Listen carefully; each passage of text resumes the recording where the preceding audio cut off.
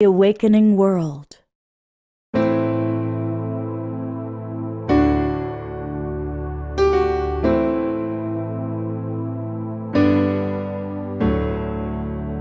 that you are watching this because you have heard the call.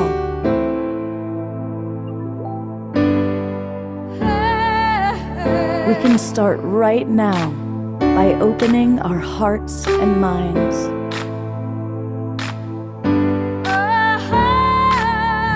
Welcome to the awakening world.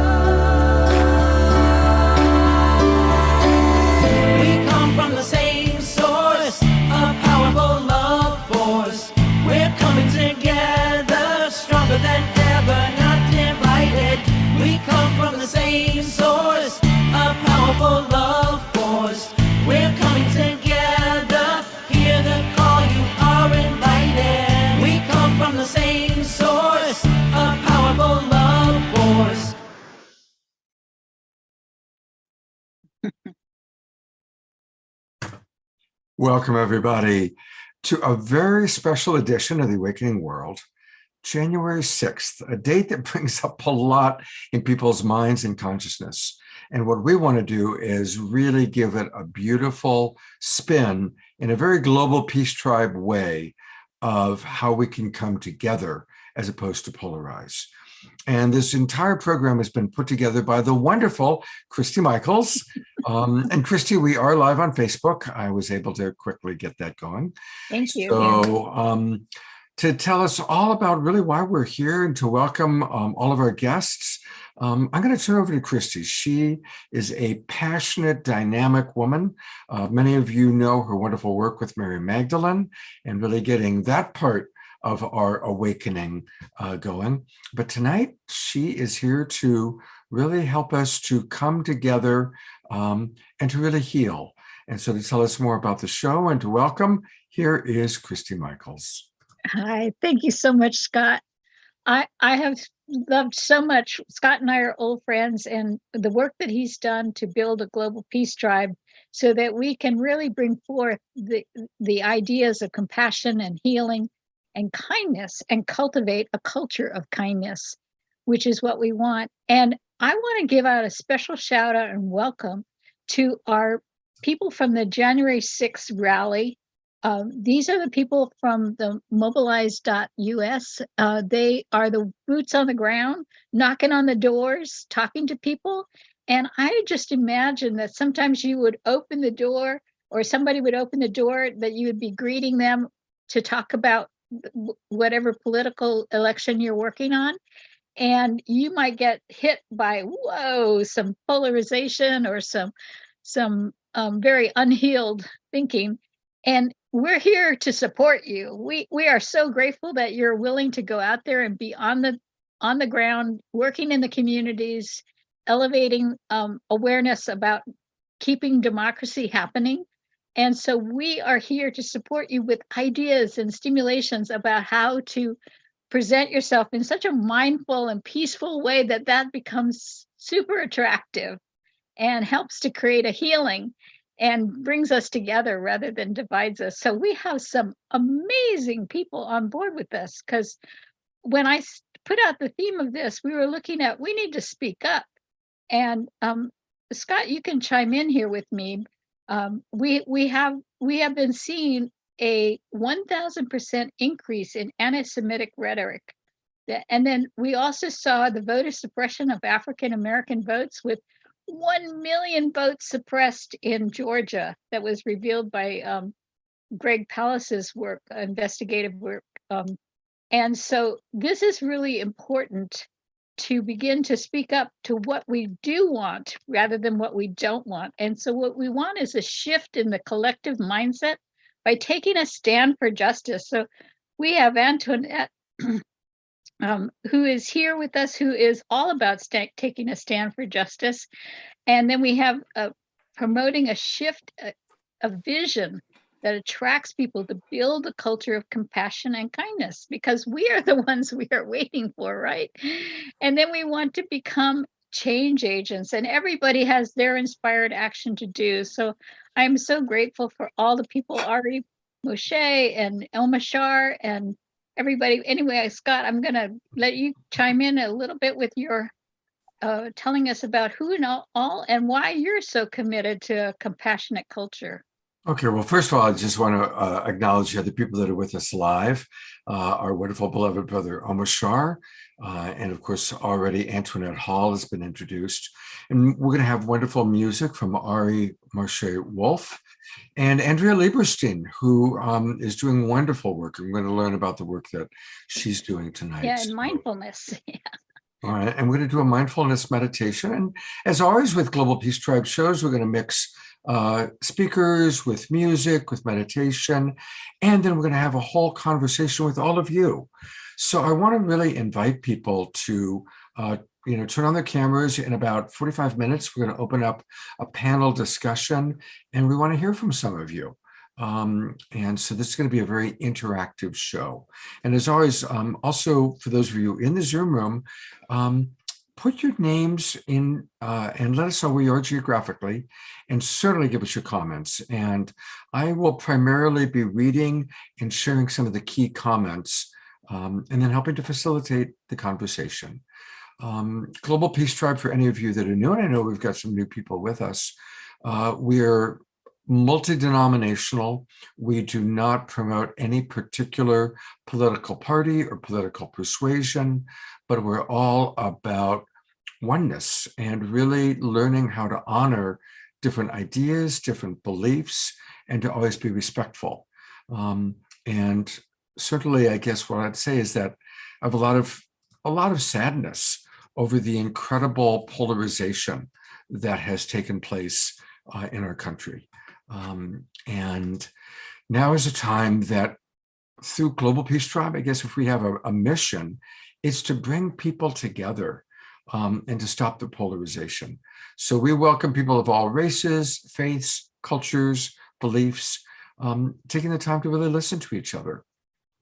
I recently read one of the things that made Abraham Lincoln a great president from a historical point of view is that when he was elected, he filled his cabinet with all of his enemies, all the people that were against him, opposed to him, had different beliefs. That's who he filled his cabinet with, because he wanted to hear other points of view. He wanted to create a genuine democracy.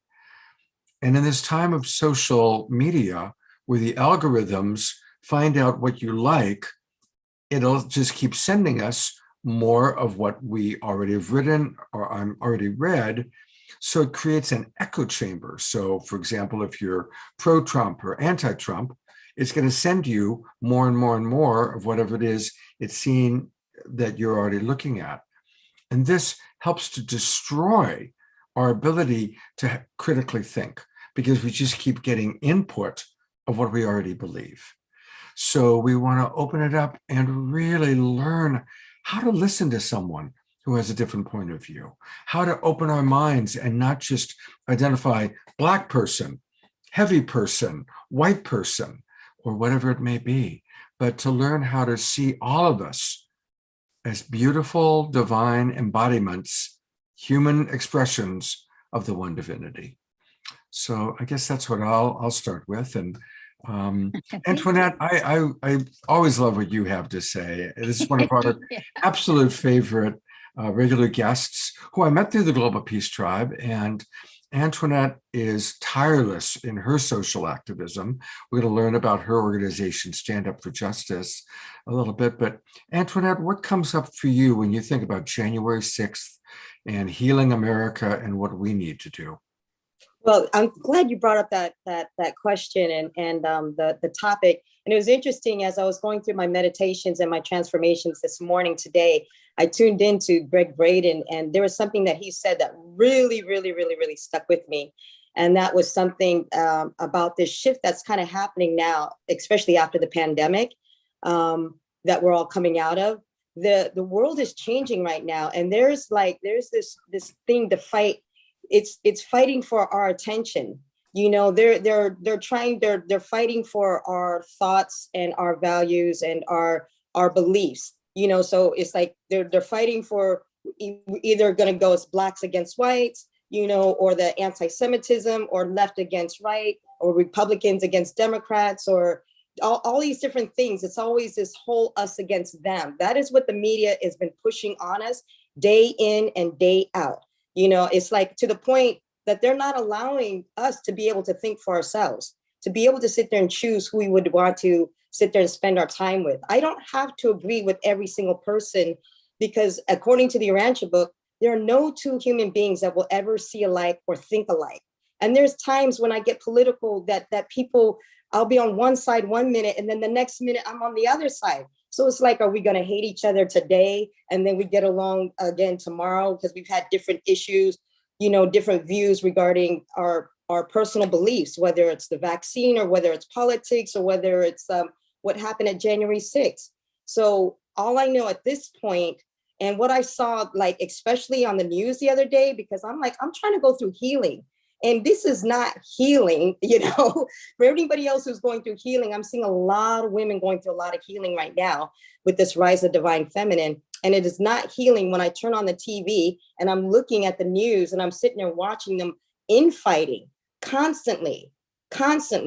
This shift is changing. And I'm telling you, with this shift that is changing, women are going to be stepping up, and they're going to be putting these guys in their places, because this negative energy, we have to get this balance back of masculine and feminine, this balance back of being able to have the empathy and to be able to have the kindness once again, to be able to listen to each other once again, to be able to see each other as brothers and sisters once again. Because at the end of the day, when all that stuff was going down, we all still have to live with each other.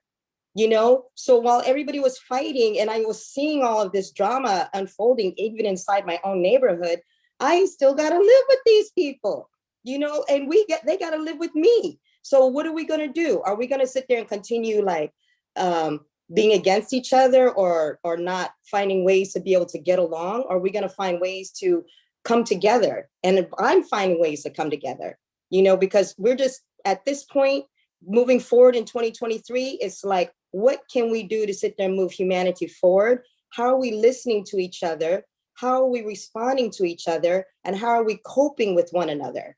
And those are the things that's important to me as we try to move forward into light and life, because we're definitely in that shift and we're definitely going somewhere. And it's going to be beautiful when you sit there and see, like, all right, let's start letting go of this old programming and start some new programming, because we have a future. We have a generation of young people that do not know anything about all this drama that we had growing up and all this other drama that we've been pushing everywhere else. We can actually shape the future that's much better for our children, to sit there and say that diversity is good. We can embrace it. We can become one group of people, and we can embrace and understand that the differences do not divide us, but they actually make us stronger when we actually take a listen to look at each other, to listen to each other, and to be able to see each other. Namaste. I see you. Thank you. I want to read just a couple of the comments, which hopefully will encourage people to write more. And then I'd love to hear a little more from Christy. I really like what Reverend Jeffrey Colbrook wrote. We are all centers of our own universe. We should unify with everything, while at the same time keeping intact and whole that God source. And of course, even that word, you can use a number of words. You can call it God, higher self, universe, life, but always keeping that at the center of our being. So thank you for that. I also want to acknowledge Kurt Kruger, who's here, and we're going to hear from Kurt a little bit later during our panel conversation.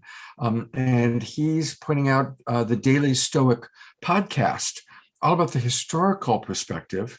And he's put in some really wonderful links. And, for anybody who's watching on Facebook, come on into our Zoom room because that's where you can directly interact with us. That's where we post the links. That's where we're going to call on people in the Zoom room. So I will go onto my Facebook profile page in a moment, and I will post how you can come directly into our Zoom room. And I want to really invite you to do that. And Christina, I turn it over to you. Yeah, it's so awesome. I think that what I've come to understand and to learn is that we have to have a vision. They say that if there is no vision, the people shall perish. And so when we're seeing all of this attack, the insurrection, the polarization, even families are getting split up. People that actually do love each other, and they don't have. I posted on YouTube a thing about how to talk to your relatives who are on the opposite side of whatever you're on, because people need some help. And how do it's like we're just so get me out of here, I don't want to be a part of the fighting. But yet what do we do? How do we change things? And having a vision, a vision for peace. I don't know if you can see that. Having a clear vision front and center, like we are visualizing the universe, the world, the America that is healed. And that's what we're doing. We're putting forth the ideas. We're putting forth the skill sets. What is it that skills we have to have? So I'm very fortunate to have some of the top skilled teachers on this panel. Miss, you good? Yeah. Oh, so you have bought bone broth sticks. Hey, everybody, remember to be muted. Keep yourselves muted. So, Scott, we need to hear some vision, because healing comes through music. It comes through the arts. Art is for healing. And that is one of the ways that everybody can relate to a good song. Everyone can get their hearts open, no matter what side of the fence, when they hear words that are uplifting and supportive and helpful. So let's have some wonderful music. We have some great music and musicians and singers here. Absolutely. Well, my understanding is that our first thing we were going to play is the Antoinette video, or did you want- yeah. So this is from our beloved brother, Pato Banton, who may actually be coming in. He's in England right now, in UK. So it's 2:00 in the morning, but we're hoping he's still going to drop in. But this is a beautiful video, and his music is inspirational, but I also love how he creates these videos. So here we go with something, a special gift from beloved brother, Pato Banton.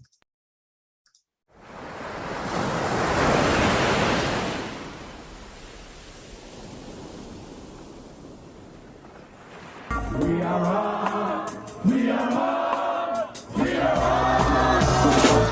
Brothers, thank you so much, thank you.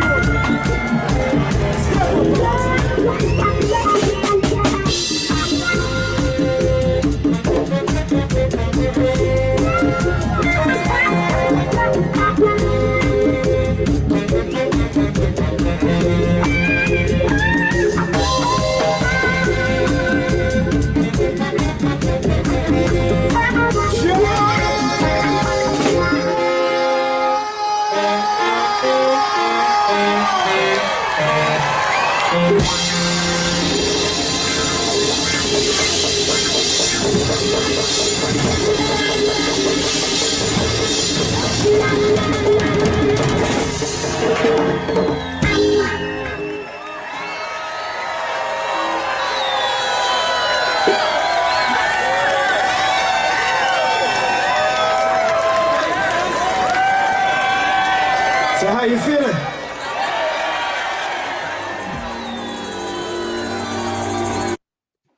Yeah, you nailed it. Beautiful. You nailed it. There you go, Scott. so That's true. Callie. And what's crazy is that we actually shot that video all in one day. Wow. This was my vision. It was, so we went out there early in the morning. We only had a few hours of sleep, and we shot the band first. And then we were having our spiritual picnic. That's the spot where Pato and I got married. So we were celebrating Norman Ingram's 85th birthday. And then somebody else in our ministry was getting married, and Pato officiated the wedding. And then we did a peace march, because I wanted to do a peace march, because that was my idea. That I was like, Pato, preach to the people on the street like how Malcolm X used to do in Harlem back in the day. Stand up on the pulpit and preach to the people, and preach to everybody who's out there. So we had our people, but all the people out there in Venice Beach got to hear him preaching anyway. So he's standing up there telling everybody that we're all God's children, brothers and sisters. Our people are out there with their signs that we're all God's children, brothers and sisters. We do the wedding, we do the party, we do the birthday celebration. We shot up the drone, which I just got that day. Didn't even know that we were actually standing in a heart-shaped circle. And that was only because of the way that the chairs were positioned, but we had no idea until the drone came down that we were actually standing in a heart shape. Then we marched all the way down Venice Beach, and then we gave a free concert to the people at the beach. Wow. Hey, Well, now that's what's interesting is, of course, I immediately recognized that as the Palisades up in Santa Monica. My mother and father met there. He was stationed during World War II, and he was stationed there because they were afraid that there might be an attack on the West Coast. And so he was right there on those Palisades. That's where I met my mother. So that spot where you two were married is where my mom and dad first met. So we have some sort of little karmic history with that spot. Yeah, but the whole idea is that, you know, for the work that we do, it's about, you know, it's not just about preaching to the choir. It's not just about preaching to people who just believe as us and who think like us and everything else. It's like, let's just bring the message to every single person out there and reach as many people as we possibly can. And that was one of the reasons why Pato does these free concerts. You know, during the pandemic, we did free concerts all up and down the coast. Yep. We've been to a couple. Yep. So it's like, that's our thing. It's like, however we can sit there and just bring this good news that we're all God's children, brothers and sisters. Or even if you don't believe in God, because Pato sits there and says, how many of you believe that we're connected by blood? You know, that we all have red blood or something. If you just believe in something of something, he will say anything to get every single hand up in there. And when you can get every single hand up there, and then everybody can look around at each other and sit there and say, all right, this is my brother, this is my sister, that's my brother, this is my sister. Every person is sitting there, like, becomes family. So when they walk away, there's no argument, there's no drama, there's no disagreements, there's no division, only than what everybody else has sit there and put onto you, not actually what you were actually feeling and how you were vibing with everybody else. Beautifully stated. Yeah, so well said. Yeah, you guys nailed it. That is so true. It's like everybody's hand can be up in the air about something, about the way that we are unified, that we are more unified than we are separate. Mm-hmm. You know, This next generation is going to be the unified. You know, the next generation, I think it's our responsibility. You know, we all had our day, we all had our fun and everything, but it's our, you know, so it's like we all mucked it up and everything. So let's just put some hope and future into the kids. They're going to make things right. They're going to get it, you know, and then, you know, we leave it in their hands. Yeah. And, you know, I just want to go back to two things. One is how beautiful to start with music, because music is the universal language. And regardless of faith, race, culture, you know, we love music, especially upbeat music like you and Pato create. So it's like that draws people in. And then going back to the idea of getting our message out to everyone, remember that before we deliver our message, let's listen to the other person. The best way to get someone to listen is to listen to them first. And so often we can get so caught up in our message and wanting to get across our point, but let's put that on the back burner. Let's invite connection first. Yeah. Yeah, and if somebody has an opposite point of view that's like so bizarre to you, just become curious. Yes. I'm curious. How did you come to that conclusion? And let them just talk. And sometimes they'll talk themselves right into a corner because they can't. It doesn't really make sense. It's not really aligned with the truth of who they are, which is that we're all human beings and we're all have to learn how to live together. Mm-hmm. I'd like to make one final comment too. also, when we did our Juneteenth last year, the first time when we did it, before it, they made it a holiday right the day before, which was so ridiculous because that was really annoying because it's like you was going to do it. You didn't have to wait until the final second to, anyway, that's gone.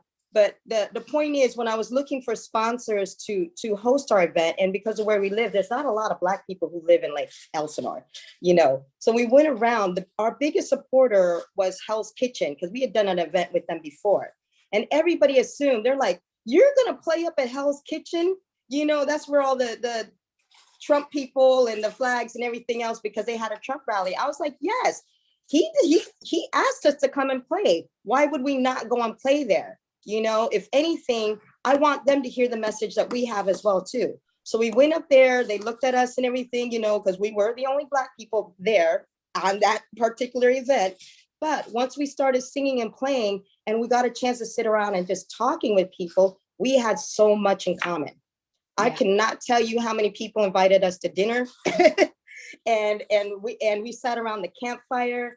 And we just did all these wonderful things. And it was like, and they were supportive. And then they were learning things when they came to the Juneteenth. They came and volunteered for the Juneteenth event. And they were learning about things that they did not know. So we were able to share on both sides of the political spectrum and come together as a family. Beautiful, beautiful. Well, we're going to hear a lot more from Antoinette during our panel conversation, but I want to point out a couple of things. First off, she is, and we promote this a lot with her, Stand Up for Justice is a wonderful organization. It's a grassroots movement. It brings diverse people together locally, nationally, and even internationally. It's very much about what we've been talking about tonight. And specifically within Stand Up for Justice is something called the Jane Campaign.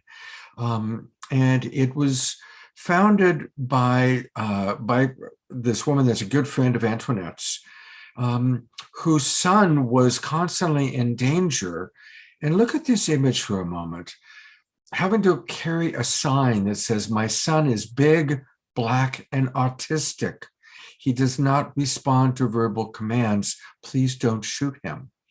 And that came out of a tragic situation where there was someone like this who was shot at a co-op just because people didn't understand him. And so again, what a moment that a mother has to carry a sign like this to make sure that her son's not going to get shot because he's in a different communication system than we're used to. Right. So anyway, the Jane Campaign and Stand Up for Justice is a wonderful organization.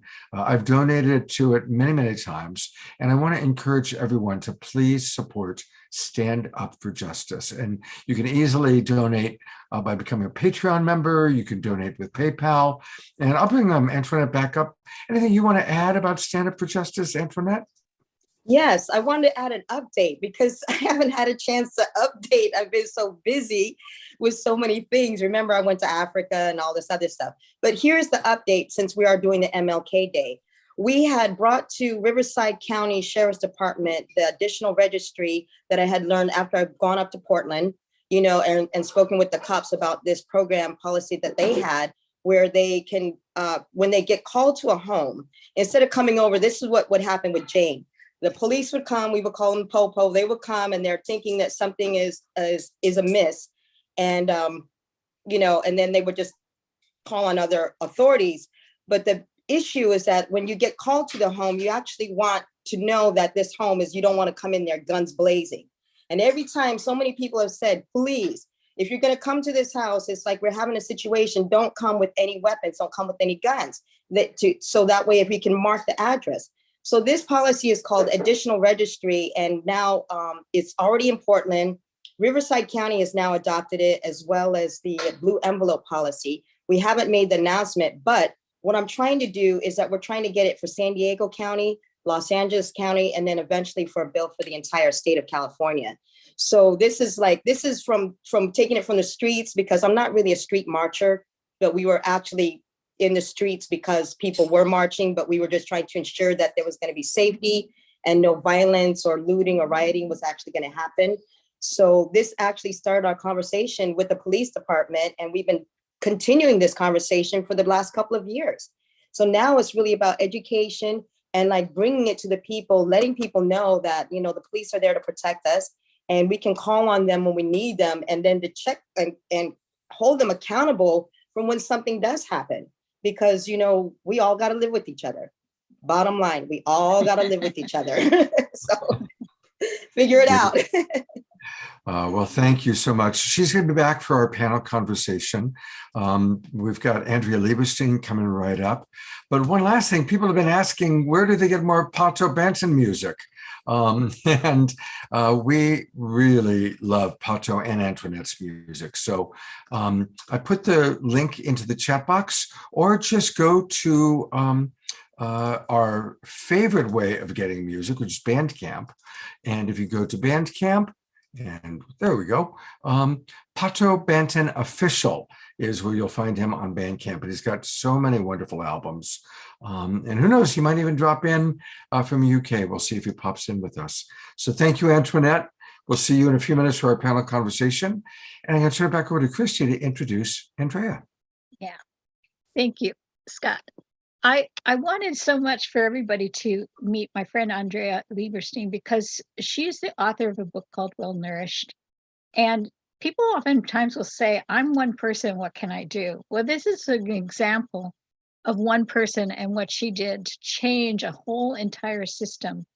Andrea is a registered dietitian, nutritionist. She's an international mindfulness eating expert and speaker, a mindful-based stress reduction teacher, and a mindful self-compassion instructor. There's a lot that she does. And she was working in Kaiser Permanente, and she was able to, because of her position in the hospital, was able to begin to introduce mindfulness, first to the doctors and then the staff, and then building out more, so that we can now begin to. And why is mindfulness as a practice so important? And we are just so thrilled to have all these January 6th rally people who are on the boots on the ground, knocking on doors, you know, helping. And we were thinking that you might be interested in listening to some of what mindfulness practices could support you in as you come up to a door and knock on it. First off, we're so grateful that you're willing to do door knocking, and make democracy move forward. So anyway, Andrea, I would love for you to come forward and talk about the meaningfulness of your years and years, including teaching frequently at Spirit Rock, which is a mindfulness center in Northern California. So please welcome. Thank you, dear. We're so glad you're here. You're muted.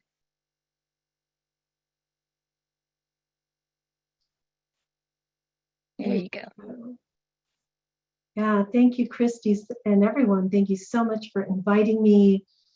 I'm so happy to be here with all of you and share more deeply about the life-transforming practice of mindfulness and kindness and compassion, which are accompanying core values and principles to this practice.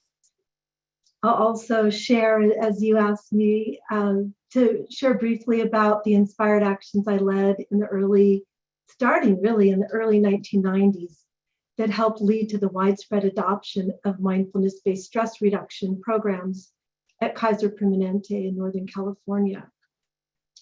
Healthcare was just the first frontier of mainstreaming mindfulness nationally, inspired by Jon Kabat-Zinn's research programs, which he began in the 1980s.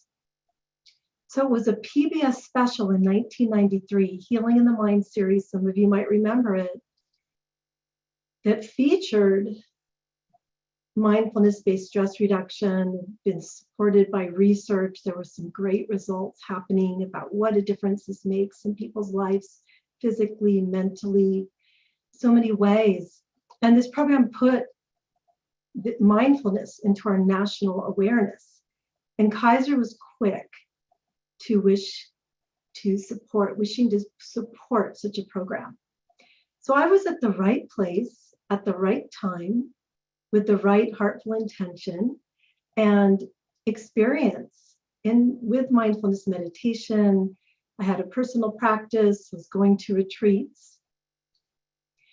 And so with the support of a visionary team of healthcare providers and leaders, was able to implement this program region-wide, teaching, piloting the first programs, evaluating the programs, developing the regional curriculum, and disseminating and implementing the program through multiple regional trainings to administrators and healthcare providers. And this led to a widespread adoption of this program and an impact throughout the region that greatly impacted positively the health and well-being of the community, the members of Kaiser and beyond, as well as all the employees that partook of this program and continue to. So we were one of the first early adopters. I was at Kaiser for 20 years and just saw the growth of mindfulness also integrated into clinical practice.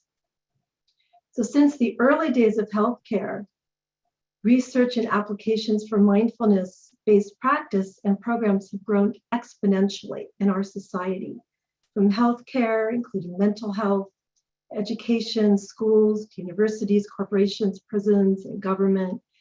And we see mindfulness mentioned frequently in magazines, media, podcasts, apps, and a proliferation of online and in-person meditation groups to practice any time of the day. I teach some of those. In the next part of my talk, I will be sharing about the healing potential of mindfulness for America and the deeper underpinnings and values that are not always apparent in how mindfulness is represented in mainstream media, and how you can embrace it as a healing force in your life and for others. But first, I'd like to share a little more about myself and my journey and how my passion was born for this work.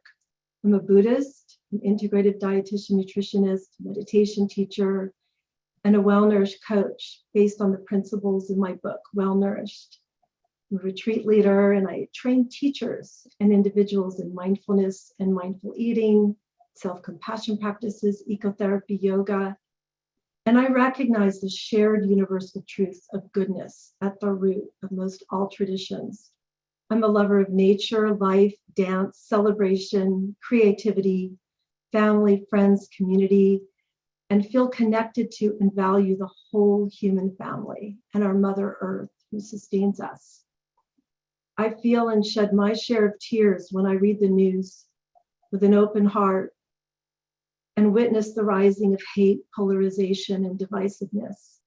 I believe in the potential of all of humanity to awaken to the way that we breed anger, sorrow, and hate within ourselves and in society, and find a new way of being, of living that is guided by principles of love, kindness, compassion, and the recognition that we are all connected, not separate, and all sacred, no matter what external differences in appearance, color, size, religion, culture. All similar values that this program and everybody here really supports. I discovered meditation early on in my life and had an experience in nature when I was high up in the Sierra Mountains at 17 years old, viewing and contemplating that vast expanse that opened my mind, heart, and being to a whole new possibility of being that I knew to be the truth of things in that moment, the underlying beauty, harmony, and peace that is an inherent birthright to each and every one of us to experience, to know, to live from, that this is the heart of all things. My Buddhist teacher calls it original purity. This knowing led me to a deep sense of purpose and a desire to serve and help, sharing this with others in whatever way. I was 17, I wasn't sure how that would manifest, but I felt connected to all the artists, all the poets at that moment, that I understood what they were wanting to express. It has led me to a very fulfilling career and life's work that has positively benefited so many. Discovering the practice of mindfulness and becoming a teacher has been a core instrumental part of this. Mindfulness is a way to come home to ourselves, a brilliant and wise practice to find the peace, love, and kindness within. This naturally extends into our actions in the world, and we practice more peace. We create a culture of kindness and peace. The more free we become inside of hatred, greed, anger, and ignorance, the kinder and more compassionate we become all around. Mindfulness is a practice that is helping to heal America for those who have already discovered it. And it's here and waiting with open arms for all those who haven't yet. It's best learned from experienced practitioners and teachers. Mindfulness can be for everyone and doesn't need to be practiced with any specific religion, and complements and supports whatever your spiritual and self-care practices may be. Our field even offers now trauma-sensitive mindfulness, very important, mindfulness for addictions, pain, and of course, a whole spectrum of mental and physical health, whole person health. Mindfulness comes from the 25-year-old practice of Buddhism and is so popular these days and applicable to contemporary living due to how it really works to ease suffering, invite clear seeing, free of judgments, free of old unhelpful beliefs and emotional distress. It teaches us to embrace the full experience of being human with kindness and compassion, both in ourselves and in others, by learning to rest in the present moment with kind awareness and a sense of curiosity and inquiry at times. It invites us to make the choices that will benefit not only ourselves, but others as well, with the important underlying principle of doing no harm and offering goodwill to self and others. This is an important underlying principle that's sometimes lost in the popularization of mindfulness, but it's fundamental to the Buddhist tradition in which it came from. With this wise intention guiding our actions to do no harm, offer goodwill, loving kindness to all beings. Mindfulness practice, along with wise intention, offers us a powerful technology, a science of mind and heart to root out what Buddhism calls the three poisons or defilements, or kleshas in Sanskrit, hatred, greed, and ignorance. Isn't this just the universal practice we need at this time in history? We define mindfulness as a way of paying attention with kindness, curiosity, and non-judgment to our own experience, to the thoughts, feelings, beliefs, and physical sensations of our moment-to-moment experience. Internally and externally, inside and outside, there's no separation because we experience the world inside of ourselves through our sense gates. Mindfulness helps us to see clearly and not get caught up and act upon our thoughts, feelings, and emotions that we can believe to be so real and unchangeable and fixed in the moment. It helps us to not let our challenging emotions and thoughts run us, but to embrace them compassionately when they arise. Being with them mindfully without aversion, they lose their power over us. They dissolve in due time. They lose their intensity, and what is left is a peaceful, clear, still nature I spoke about earlier. Our true nature, open, clear, expansive like the sky, loving, compassionate. We can get glimpses of this when we meditate, when we spend time in nature, when we get to know our own minds, when we challenge our thoughts. How true is this? And in time, with practice and skill, we're able to rest here more and more, to return here more quickly when we feel off, resting in our own pure, kind, loving awareness, a come-from place, home. It's always here like the sky, but gets covered over with clouds and other various weather patterns and the reactivity of our mind. Mindfulness teaches how to respond rather than to react. It creates the space in the moment to pause and respond with caring, compassion, and skill, rather than anger or other actions creating harm or divisiveness. Viktor Frankl, who wrote the book Man's Search for Meaning, has a wonderful quote that I've adapted here that describes this process. Between every stimulus and response, there is a space. And within that space, there lies your freedom. From that space, a wise response has the opportunity to arise, not the reactivity. There lies your freedom.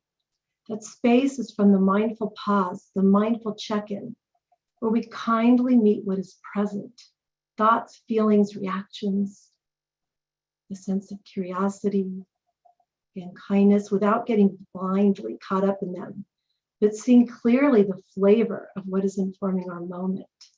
That includes the diet of media and information we take in. And as was mentioned earlier, being aware that it is also being fed to us.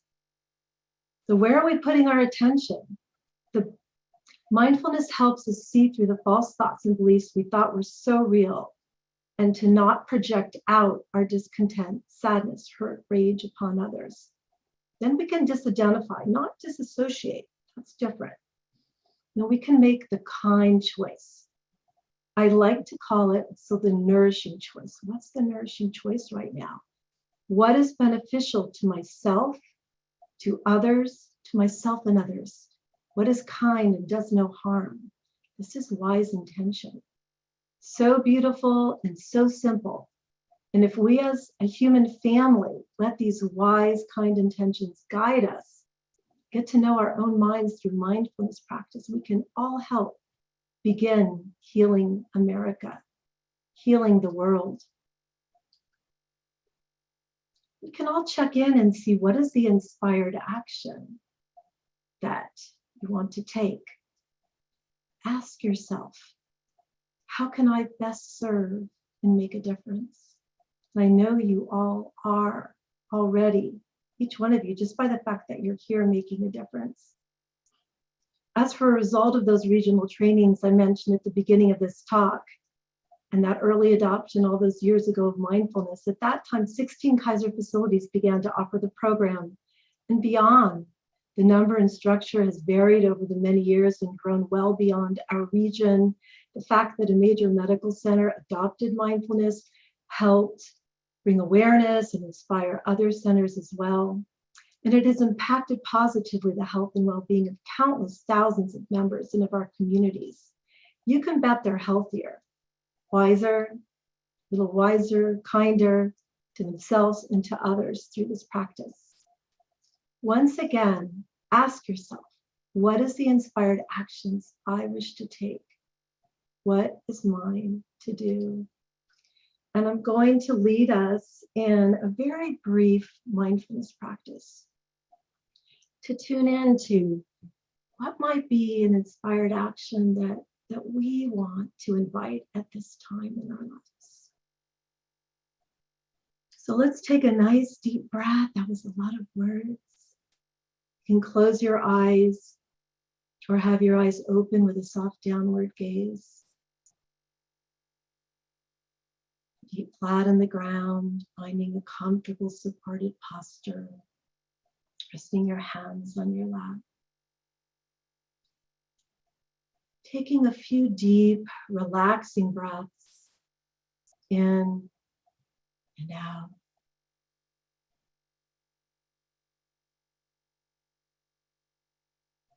And just inviting your attention to drop into the body, away from the thoughts, busy mind.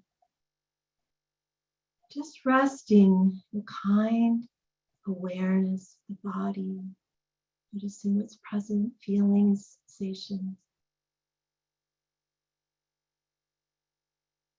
Just meeting what's ever present with kindness. We often have a subtle aversion or resistance to our experience, which can create a lot of suffering. So just opening to allow whatever you're noticing, whatever's present right now.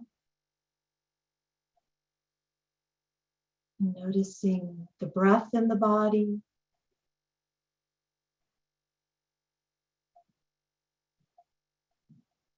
Subtle sensations of the breath in the body.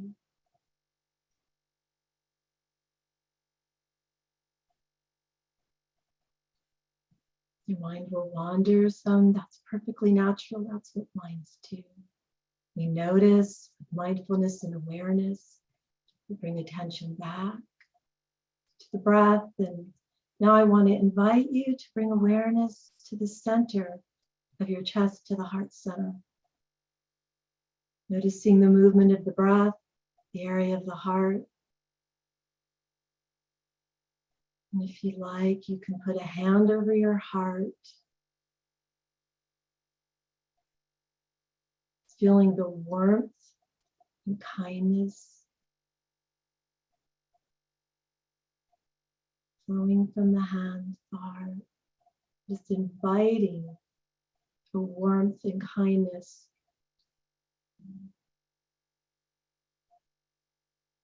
to emerge, to flower like a lotus flower from the heart. It's beginning to open, to soften, to relax.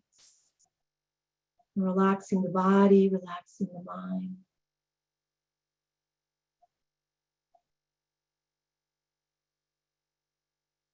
And asking yourself, what is my inspired action? What is mine to do right now? Something that I feel really strongly about, I feel inspired by, energized by, to make a difference. However big, however small, doesn't matter. Just letting that arise in this space may arise through words or images or knowing.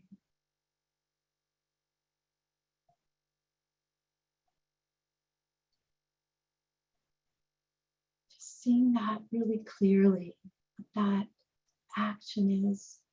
We might call that our intention or vision. And then seeing as you sit with this,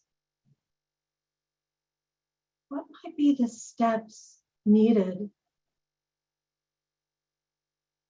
to allow this to happen? The steps to make this vision a reality. And as we just be with this, I'm going to invite music that Omishar is planning to share.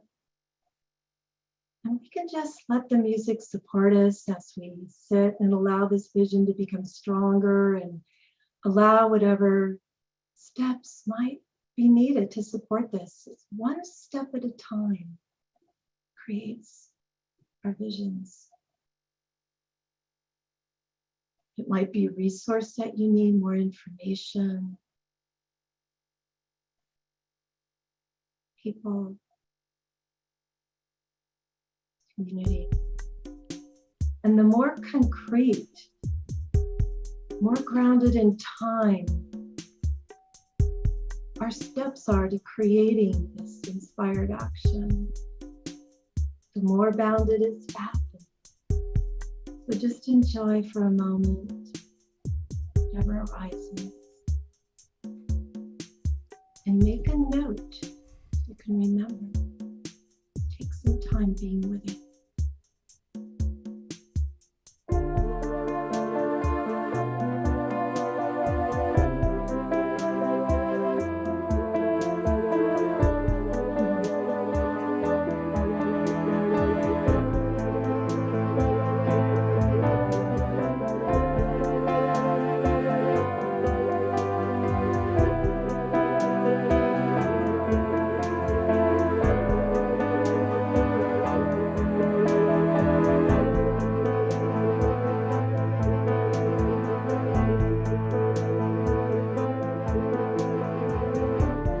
Nothing in my life's the same.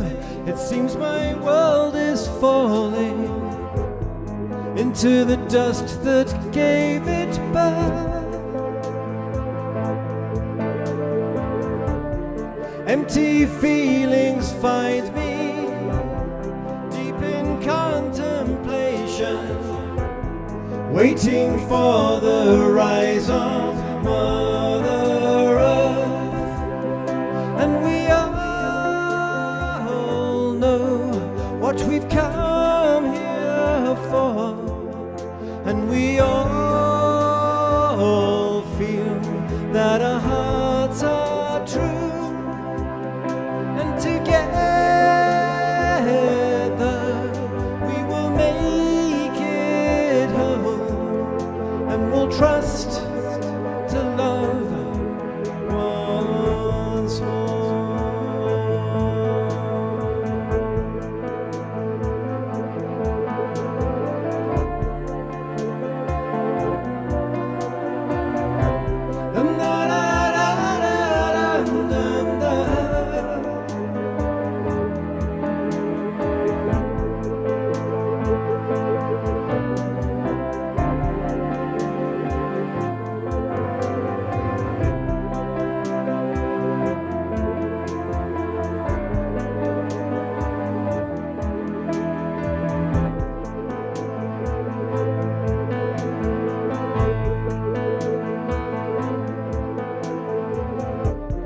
Walking through these fields of fear that bid for my attention, I don't live here anymore. I surrender to the flow that gives me new direction. All there is to do is trust and fly. And we all know we've come here for, and we all feel that our hearts are true. And together we will make it home, and we'll trust to love once more.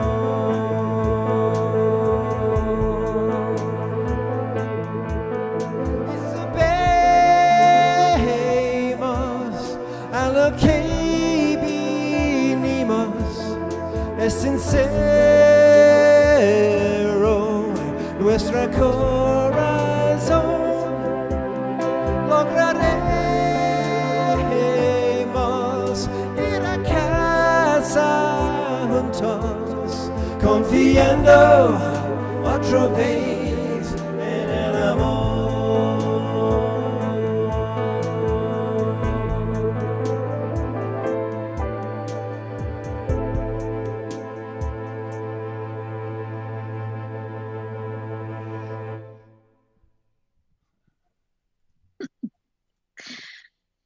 Thank you so much, beloved brother Wow. Omar. Thank you. Oh my God. That was so beautiful. And Andrea, Heard thank that you. before. It was perfect. Yes, Andre, your sharing was beautiful too. It took me right into the center. I didn't know how I was going to come out again. There was a little pause there. Yeah. I want to let people know how they can get more of Omashar and more of Andrea, because I know that we've got a lot of new friends with us. And the best way is, again, through Bandcamp. If you go to omashar.bandcamp.com, that's where you'll find a lot of his wonderful albums. He, of course, is our house musical artist. So if you like his music, come to any Awakening World show, because he is the man that is always with us. We always have at least one Omashar song on our Awakening World shows. And again, thank you, Andrea. And she has a wonderful website, strongly encouraging you to go to yourwellnourishedlife.com, yourwellnourishedlife.com. And thank you for the nourishment you've provided us, Andrea, tonight, and that beautiful introduction to the power of mindfulness. Yeah, thank you so much. And Yeah, there's 2 retreats, public retreats. I do work with a lot of professionals, but there's some wonderful retreats happening at Esalen and Kripalu this 2023. So check those out on being well nourished in nature and resting in our true nature. Yeah, we see that coming up. Winter program just starting January 27th, and then your coach training program that starts in April. Yes, yes, yes, too. Thank you so much, Andrea. So, Scott, I just have to say, if you could bring Omashar and Andrea and Antoinette back up here for just 1 second, because the passion and the dedication and the heart-centered energy that all of you bring to healing America is so powerful. And what this mindfulness exercise did for me was it just brought me into my heart.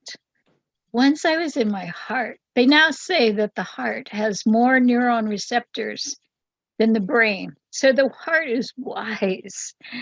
And you could hear I've known Andrea for years and years and years, and we've been in stressful situations and non-stressful situations, and she's always beautiful demonstration of mindfulness. I mean, she is the practice, she is the demonstration of what she lives by, these principles. And then Omashar, for you, you just slid right in and just cracked my heart open. And it's that heart opening energy that Antoinette, you exude in tremendous compassion. I mean, and this is what, it reminds me of a friend of mine who's an Uber driver or a Lyft driver now, I think. And she was telling me that before she goes to pick up people, she mindfully practices being mindful with people as they get in, and how she's going to approach them, and the intention. So before you go knock on the door to talk to somebody about how do we preserve democracy, you can actually set the intention, and it creates this field. And I don't know how many other people, raise your hands if you're feeling it, but that's what I'm feeling too. It's like, or put your comment in if it didn't touch you. Rumi says God can only enter a broken heart. So, but boy, I tell you, once the heart is broken open, it's the sweetest place to be. So thank you so much, you guys, for your contributions. I am just blown away. Thank you. Beautiful. Well, for our next part of this program, we want to introduce you to an amazing woman named Michaela Gaston. She wasn't able to join us live, but she's pre-recorded something specifically for tonight. And if you're not familiar with her, Michaela is an award-winning singer, activist, and she's the executive director and founder of the International Cultural Arts and Healing Sciences Institute. But there's another part to her story that's quite remarkable, and I just want to let people know about before we watch this video that she created for us. Many years ago, Michaela was walking along the road with a girlfriend of hers, and a group of white racist extremists started taunting them because they were Black, and decided to run her over, and literally with their truck ran her over and dragged her.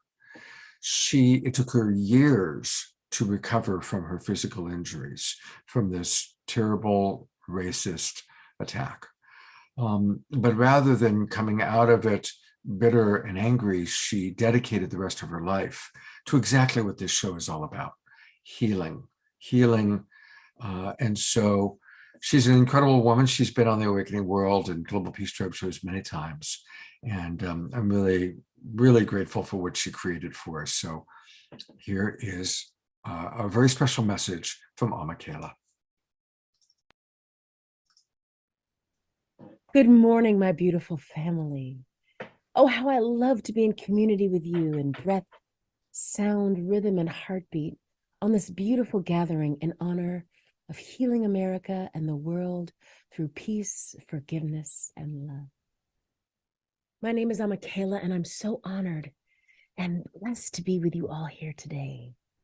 And I would love to start off our moment together by first thanking Great Spirit Oludumare Odumakuma, Wankantanka Tukashila, Yah, Yehovah, all the Orishas, and all our ancestors, Maferi Fumbokwegun, for bringing us here together to celebrate life and love and interconnectedness, for we are all connected and in an extraordinary moment in time. We are all in a time when the medicine from the plant spirits, animal spirits, and all the elemental spirits, orishas, devas, or whatever name you wish to call these celestial beings that surround us, we all must come forth and stand in witness and in action to our powerful present and our powerful now. In the new year of 2023, let us do a pattern interrupt and break the redundant loop of doing versus being, and remember that being our best selves is enough. We must conjure and cling to our best selves, not only for ourselves, but for the greater community, our global family of interwoven species, for we are all our relations. I'm a relative to you and you to me and all of us to each other. And so in honor of that love and connectedness, I would love all of you, including my dog, to close your eyes and drink in this prayer just for you.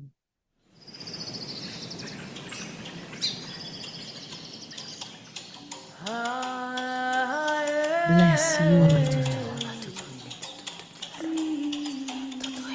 Bless you, all of you.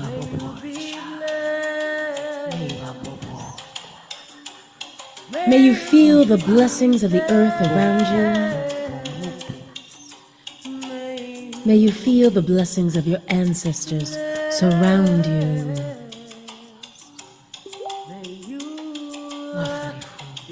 May you know healing for all your days. If your body is tired or rested or anything in between, however you are, may you be connected to the fullness of you. May you know holding and healing for all your days. If your mind is still or racing or anything in between, however you are in this moment, may you be connected to the fullness of you, and may you know holding and healing for all your days and feel blessed. If you are hanging in, hardly holding on, or anything in between, however you are, may you be connected to the fullness of you, and may you know holding and healing for all your days, and may you feel blessed. May you all feel your power, share the beauty and truth of who you are, and be blessed, be blessed, be blessed.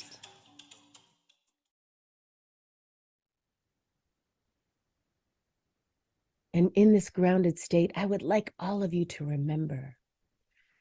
remember back to a time when you had to muster courage and access your highest self and heal yourself in addition to healing your community. Remember how it looked, how it felt, how it smelled, and be there now. January 6th was a powerful moment in time. And I remember watching the news and having the same feeling of disbelief that I did watching the planes crashing into buildings on 9/11. And, you know, I'm from DC, honey, so watching mobs of people storm the Capitol while the world watched and no one stopped them was astounding. So as we step into the calling to this place of healing for the world, we must do it with eyes wide open and wonder, what will it take to bring full and true healing to all of us, to all of our relations?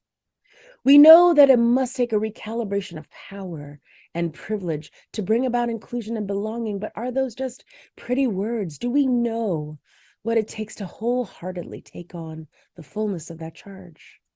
I work every day in that ecosphere, so I know that we're all, maybe sick and tired of thinking about this. It's exhausting, it's consuming, and it feels never ending. But when you dedicate your life to it, like I have, and guiding and empowering people to discovering their authentic voice and stepping confidently into accessing it all the time, no matter the topic, no matter where they're from or how much money they have, the color of their skin, their status in the home, village, or society at large, when you see people take on that sense of power, it's refreshing.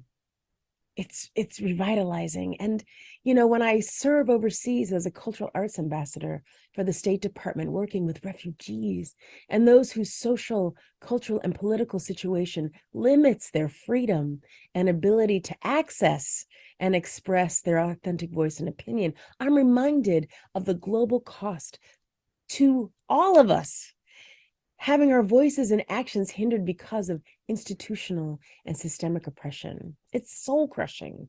It's emotionally debilitating and creatively dissolving. And so the bottom line is, when there is a lack of hope and imagination due to poverty, to anger, exhaustion, and despair, there is the need for the magic and medicine of music and the arts. And so when I watch the current news and I see how little has changed over the past 50 years, I spiral into sadness and despair, lamenting the state of affairs of our world and our country. And so when I see how women are still treated and children are still treated and people of color and immigrants and the poor, and how sexism and racism and all the isms are still alive and well, and when I feel sick and tired of being sick and tired, I remember my ancestors and how they had to face this every day and then some.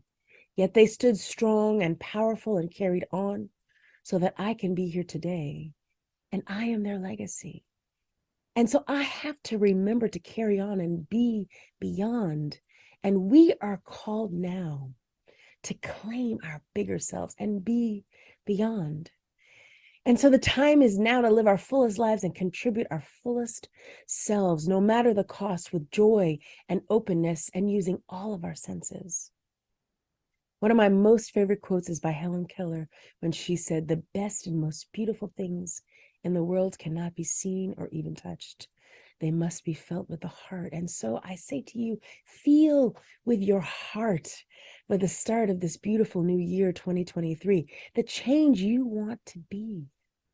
For we are all children of earth and starry heaven, and our race is of heaven and earth. And so as superheroes to our own being, if we dare to be dauntless, we can be inspired and inspiring for the world. And, I've met incredible people from all over the world, from all sets of circumstances, and their beauty stems from their strength, their courage, their resilience, and transformative power of their spirit in the face of social rest and grave tragedy. And so when you see a young girl use music and expression to find her voice and speak her mind and believe that what she has to say is important, and it's important to tell her story in all of its grit and guts and glory, and embrace herself, flaws and all, with renewed will and determination, by realizing she has a right to her voice. When you bear witness to this, it stops you in your tracks, and you get to believe in your higher calling and mission and purpose, and recommit to being part of making a change. For our voice is our primal power. So I encourage all of us to remember to access and find our authentic voice and speak our truth into power. This time now is about making a rousing, loud, and lasting difference. That's why we're here today. We're here making a loving, loud, and lasting difference by looking at what brought us to the events of January 6th and how we can heal as a country and a species and a world, and find compassion and peace and forgiveness and transform ourselves. We want to live our lives each moment of each day through a personal lens of empowered purpose, by transcending hatred and violence through love progressive change, and radical justice and imagination.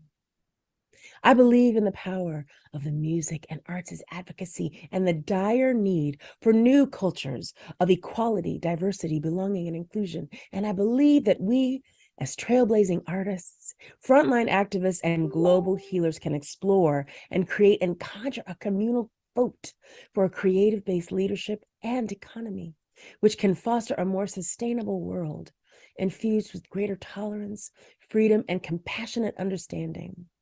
And we are called here to address these urgent challenges we're facing at this powerful and historic moment in time. And so, what will it take for us to muster our moxie, activate our inner grit and guts, and be bold and brave to find and express our true voice and be heard?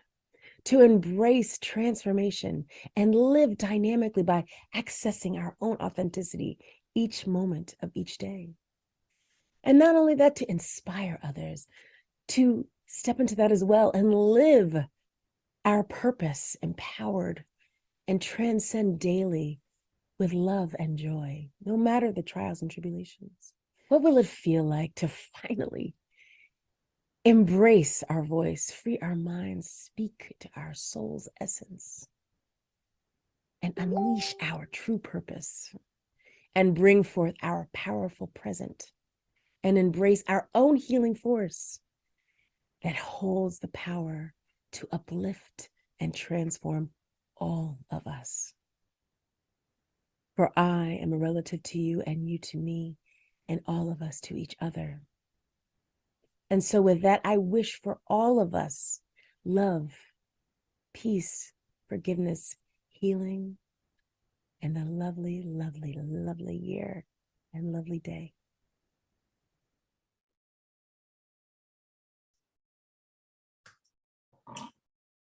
Wow. What a powerful, powerful message. Yes, Scott. I love her term, mustering our moxie. I've never heard those words put together like that before. And I'm going to bring Antoinette back on because she's a champion moxie musterer as well. I know when she said what she said with so much passion, and she's so devoted in her life. The reason why she was trying to be here with us, but the State Department just sent her to Vietnam.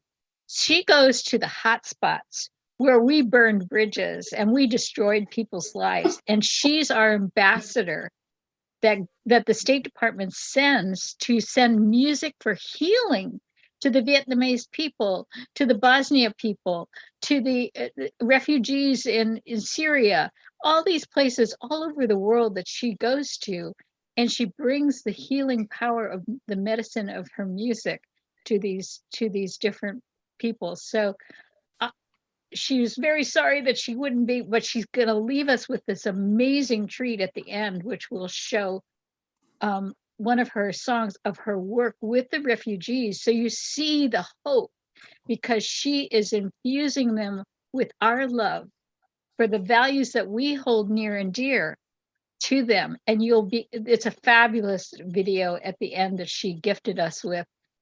To have a chance. And of course, we want to support these artists like Antoinette and Michaela.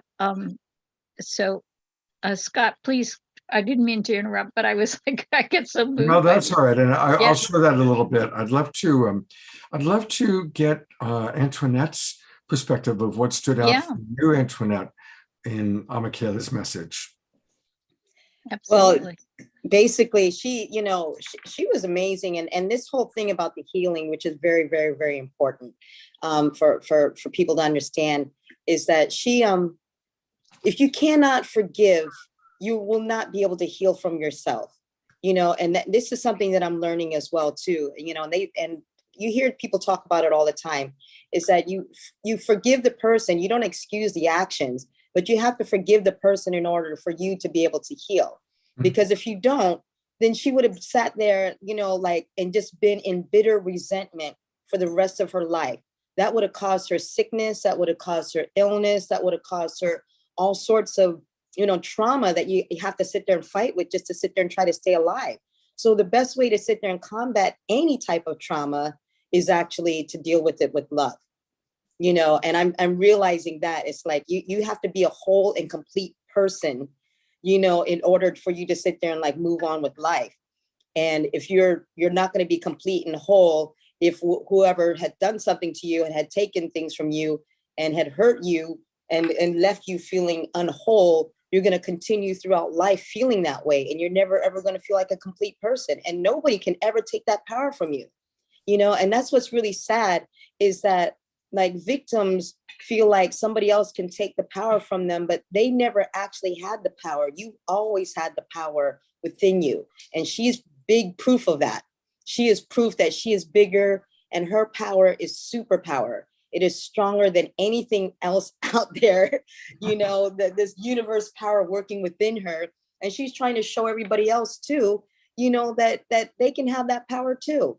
And that's very important, because nobody can sit there and say jack if they ain't been run over and be as happy as her. You know who she reminds me of? What's that guy's name where Daniel Pearl, remember? Yes. Daniel Pearl, and he was a musician as well too. The father, while everybody was on Facebook talking about, I'm going to kill this person, I'm going to kill that person. It's like, you know, I just want to just end all these Jews, and I just want to end all these Muslims. And I just want to, you know, just the way that everybody was just so angry. And I was like, that was not even your child. That was not even your child. I was like, in fact, I told people they need to shut the hell up, because the father was out there telling people, we do not need this hate anymore, because that was, the son never wanted, the son was full of peace. The father said, we need to continue with peace.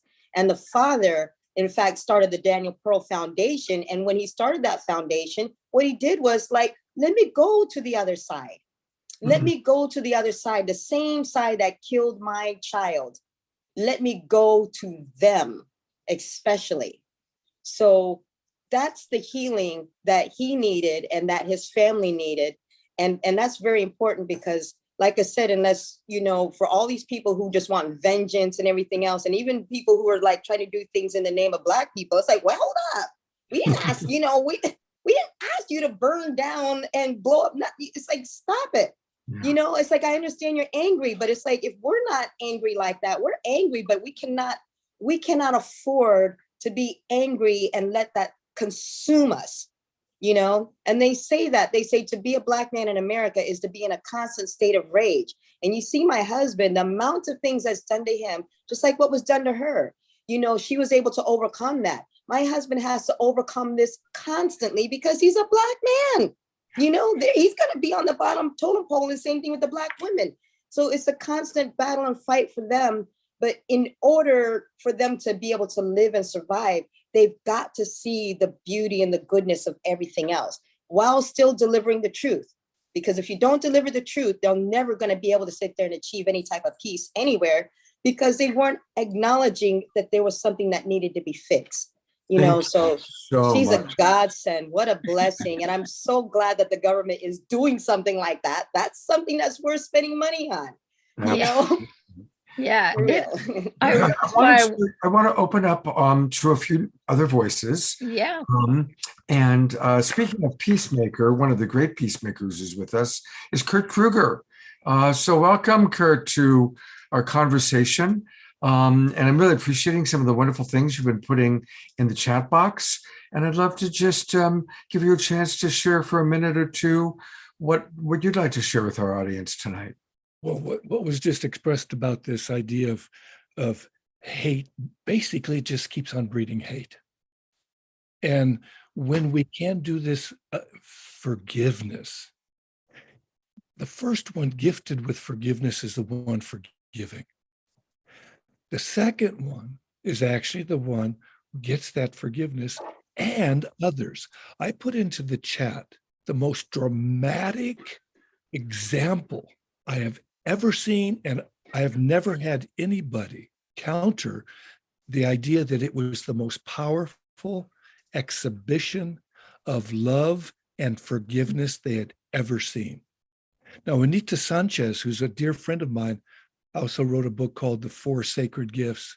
And the first one is forgiving the unforgivable. And her description of an unforgivable forgiveness is very powerful too. It was her own personal one, but nothing compared to what you see in the first part of Human. You look up Human on YouTube. I put it in the chat, the link and everything, and you'll see that. When we come from love, everything changes. When we bring the focus of what we want in life and let go all the stuff that's happening on January 6th. I thought this was going to be a political thing. Well, guess what? Politics is only solved when people are speaking and acting from the heart. Mhm. There is never conflict. There's discussion instead of being disgusting. There's collaboration. And I put in, again, the chat because I'm one of these guys that I get to meet a lot of people. And Tamsin Willie Barker shows us in her book, Teaming, how we use nature to be able to guide us in thriving, not just surviving. And there's so much more that we have to do. And that's why we formed the Peacemaker Circles and Network. It's a training that anybody can have for free. You come weekly, 1 hour, a little bit more sometimes, and you get trained in peacemaking in different ways. You also get to be able to learn how to be more and more a leader. First of all, we lead ourselves. We get to be able to do the practices ourselves. When we practice and are the peacemaker, like the original Iroquois peacemaker, this man, everything he did, spoke, acted, was peace. That's why the 5 tribes could come together, because they not only heard it, but they felt it, and it was exhibited in everything. And when we imbibe it fully, and we walk our talk, thank God. It takes us a while. Sometimes we trip and fall a little bit here and there. And we say, thank you. I learned from that one, and I get to get up and walk on. Please forgive me, because Lord knows you get to be able to be forgiven, thank God. But I've talked so much, and Kurt, thank you so much. 2 quick things. People are asking, what's on your forehead? I'm imagining it's an X39. That's another show. Are But you we psychic? do. But it's from a wonderful company called LifeWave. You can Yes, and learn all about it by going to LifeWave. It's interesting because I put it here because I was inspired to do that today for the first time I've ever used it there. I do it at night. I put it there at night for amazing dreams, amazing dreams. One other thing too, if you're enjoying what Kurt has to share, there's a wonderful YouTube playlist of Peacemaker Circles that Kurt has put together with amazing, beautiful videos. And I just put that link in the chat box. So Kurt, thank you so much for your dedication to We peace. do this for us all. Everybody look through the heart. You make this heart over your eyes. You see the world through love. When you see the world through love and we say, Zoom peace, we throw the love out to the world through the Zoom network, and the world feels that love. And what is created? Peace. It's the salute for all peacemakers. Zoom peace. And that's healing for America for sure. Or any place. Yeah. Hell's breaking loose everywhere when you focus on hell. We're focusing on Satya Yuga. We are creating the purest, most powerful form of society ever imagined, ever imagined. It is Satya Yuga. Mhm. It is coming from the worst. These generations and generations of the worst. All the scriptures of the world were created by men for the Kali Yuga, for the worst time period in the world. If you look at the Mahabharata, it's all about war. If you look at the Bible, look at all the wars and destruction there, and so on and so forth. What about some women or people who have that incredible feminine in them, and everybody does, creating a transition scripture, and we light the world with this and focus on this. Look at how much, review sometimes your communications. Kurt, I want to give a few other people a chance to speak, and I'm so appreciating all of your wisdom. Everything you're saying is wonderful, and let's just schedule you as a presenter because you've got a lot to share. But I want to give other people the chance to speak, and I'm putting the spotlight on our beloved newlywed, Connie. And Connie, always appreciate your wisdom, and would love to hear what you'd like to share on tonight's topic. Well, thank you for the spotlight, and thank you for doing this great work on healing the heart and spirit of America. That's kind of one of my jobs, and one of my little teeny tiny jobs is realizing the promise America made to the world of bringing liberty, justice, freedom, and equality and abundance for all. I mean, that's where we're headed in the evolution of consciousness. And so that's where I look at it from the eagle perspective of the role the United States has to play in that process. And it comes through the syntheses between the Native Americans and the Europeans, the three, what we call the three great syntheses that have occurred in the evolution of the American mind, spirit, and democracy. So it's just so important to realize that we're in process, that everything is serving this process of bringing this promise to the world, because that's where we're headed. We're headed to that level of freedom that is carried in the indigenous cosmology and the indigenous connection to a higher way of being. And this country was actually founded with the principles of what Kurt was just referring to, the great peacemaker who came to the Iroquois. He brought a new way of seeing. It was called the Great Law that the Daganoweda brought to the warring tribes of the Iroquois. He brought them a higher way of seeing. They've been warring for generations, and he brought a new way of seeing. So that's what's up now is a new way of seeing and being is coming forth, because the earth is in a higher frequency than it has been for millennia. So this is what's happening, that same energy that the Daganoweda brought to the Iroquois is a symbol for what we're doing now in coming into a new way of seeing. So we let this all go. All this, everything that we've been experiencing is over. It's breaking down. Everybody can feel that because there's a new way of being and seeing. And so it's just so important to trust the process.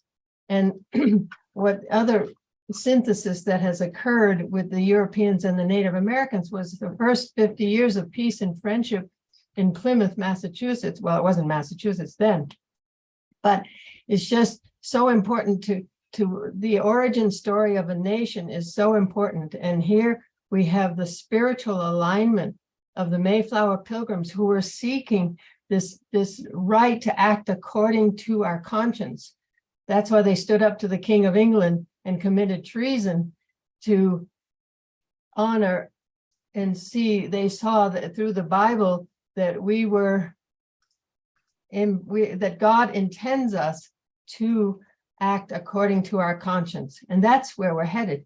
You see, we're headed to that place where we relate directly to the divine and we act accordingly.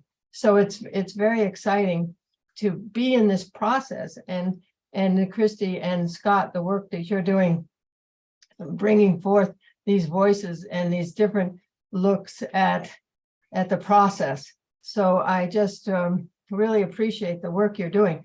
But what I wanted to complete was the idea, see, the Mayflower Pilgrims were seeking that ability to act according to our conscience. And they saw that we were capable of that.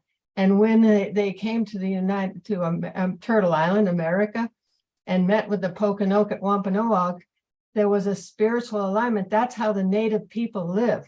They live with this direct connection according to what Spirit says to do. That's what they do. So we've just been in process, and we're in the third great synthesis now, because science is allowing us now to connect our heads and our hearts. And then we can act according to our heart and move into this divine connection and this perfect balance and beauty and abundance and true freedom and equality and all that good stuff. So I just want to throw that into the mix, that it's all good. It's all a process. And I just love you all for bringing your gifts to the process. Thank you so much, Connie, and all your work that you're doing too in raising consciousness, your dedication. You know, Connie and many of us on this call are all in a community called unity.earth. And we meet in a kind of a meet and greet and become like a family, which is really lovely how we've all kind of grown together and gotten to know who each other is on many levels. It's like, you know, we are the ones we've been waiting for, right? And so go to unity.earth and sign up, because this is a group of people that are saying we can't wait for whatever the government's going to do or not do. We have to create peace on earth ourselves.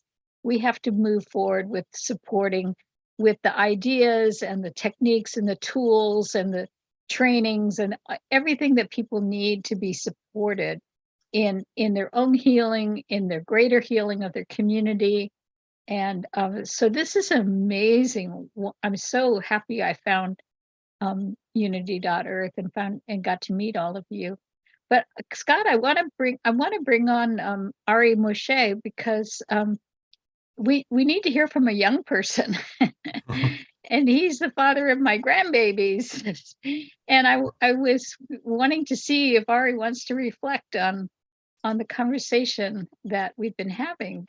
Because Ari had an amazing dream where a whole song got downloaded in. You received this complete song, but I always want you to sing this song. It's kind of our theme song for Healing America, because it really speaks to what freedom is, because people are confused about what really freedom is. But before we do the song and everything, I think we're kind of in the panel of organic conversation, and so we just would love to hear your reflections and your thoughts. Yeah, gladly. Oh, I got some reverb on that, don't I? Hold on a second here. I'll just keep the reverb for the song.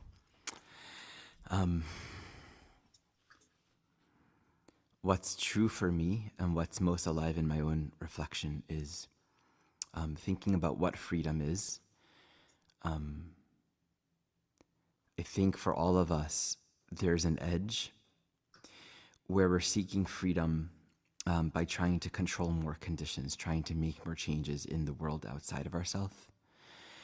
And we always seem to come back to this very intimate point of self-honesty and inquiry into what will really bring me happiness.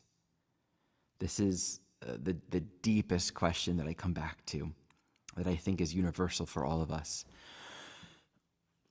Where is my freedom? What will truly bring joy? What will truly bring liberation? I think at the core of all of our work is this greater awakening and remembering of who we truly are. And in the song that I'll sing soon, the lyrics are, "Freedom is my holy name." That's what was given to me in the dream. And it brings up reflection regarding all the things we call ourselves, right? All the names that we call ourselves, all the names we call each other. And it's easy to live in this world thinking, oh, I'm stuck, or I'm enslaved, or, I'm persecuted, or I'm oppressed, or I'm, all the ways in which we can look outside of ourselves. And I mean, it doesn't matter who you are. We all have an equal capacity to get hooked in some trap and temptation to believe that we are other than what we are, and then to project that onto others as well, to see a world of slavery, to see a world of pain and suffering. And I think for all of us that are here, it's because we're all in this school of learning how to clear our thinking, clear our perceptions. So I love the practice and the idea of meditating upon the possibility that freedom is my name, peace is my name, peace is your name, freedom is your name, and to consider that even when our life evidence seems to say something to the contrary. There's something so healing and beautiful just to be open to consider that there is something fundamentally true that we are all learning together. So, when we see these things happening in the world and all the various pains, personally and collectively, it does break our heart open, as you were speaking earlier, Christy, and there's something that does enter in that space. And I think what I'm learning and what I recognize is the point of the point of the suffering, the point of the pain, isn't for us to stay there. It's to find something new that we haven't actually yet learned. It's to see something that we haven't fully seen yet. So it's a prayerful way of thinking. Those are my reflections. And should I sing the song, or are we going to come back to that? Well, Scott, I think singing the song would be great because, we're already pretty well over time, and we've just gotten such a beautiful introduction to your heart and your consciousness. I'm eager to hear your music. So I just invite everyone to sing along and to just take this in.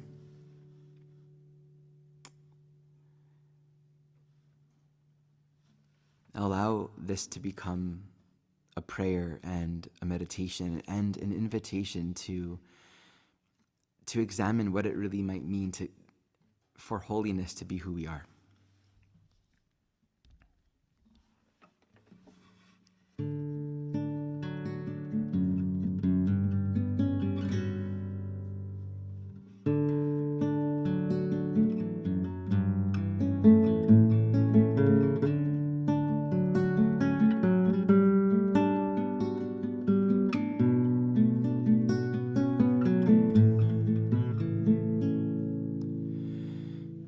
Oh.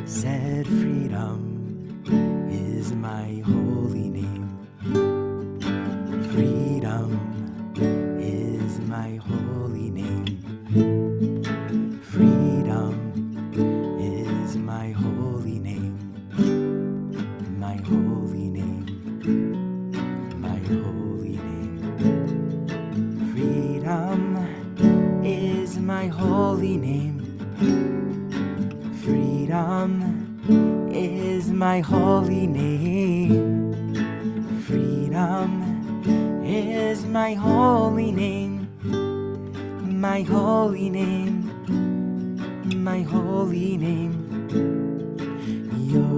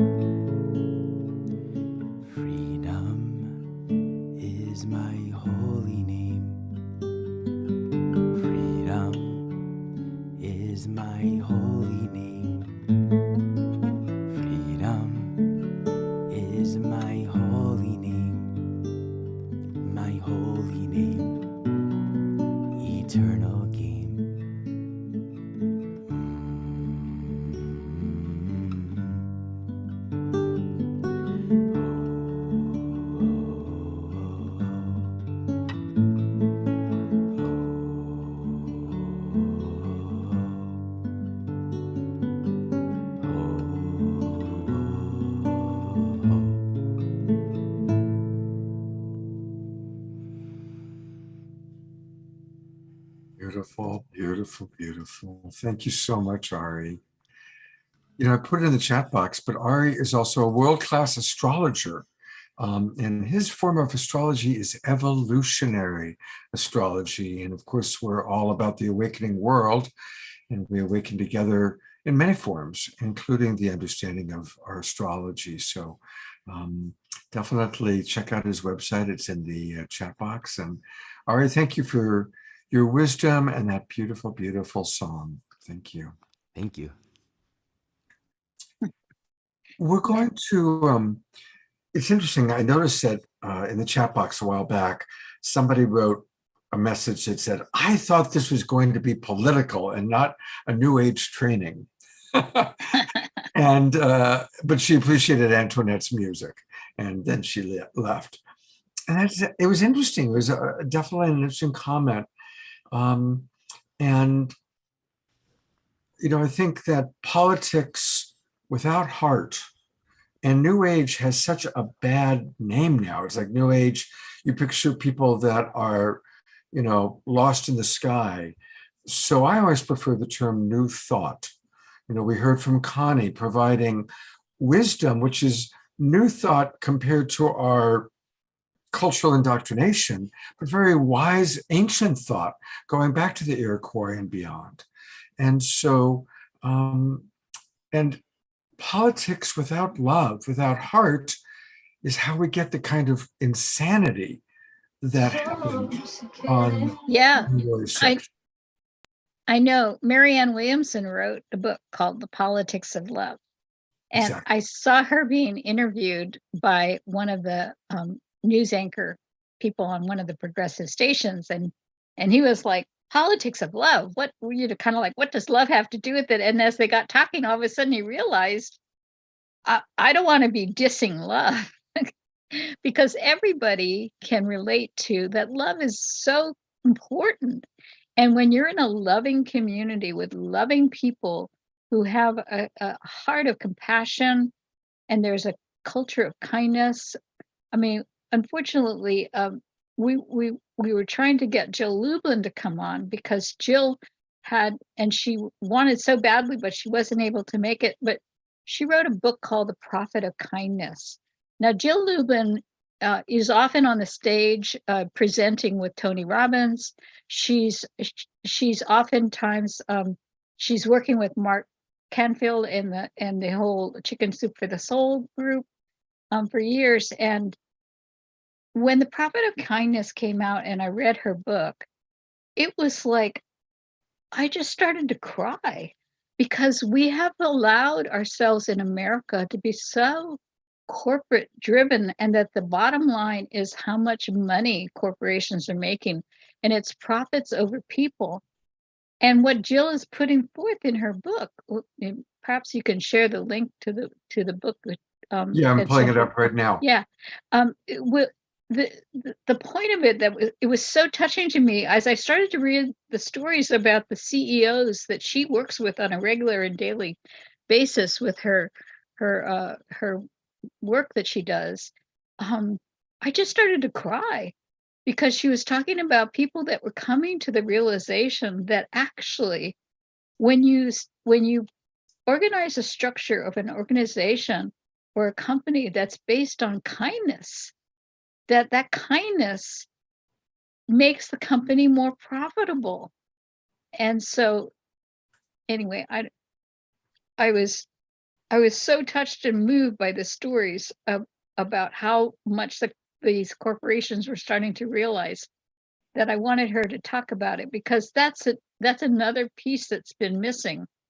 Is it's always the us and them, and they're wrong and this, but it's really, what values do we hold? What's our vision for America? And how can we take what we're learning?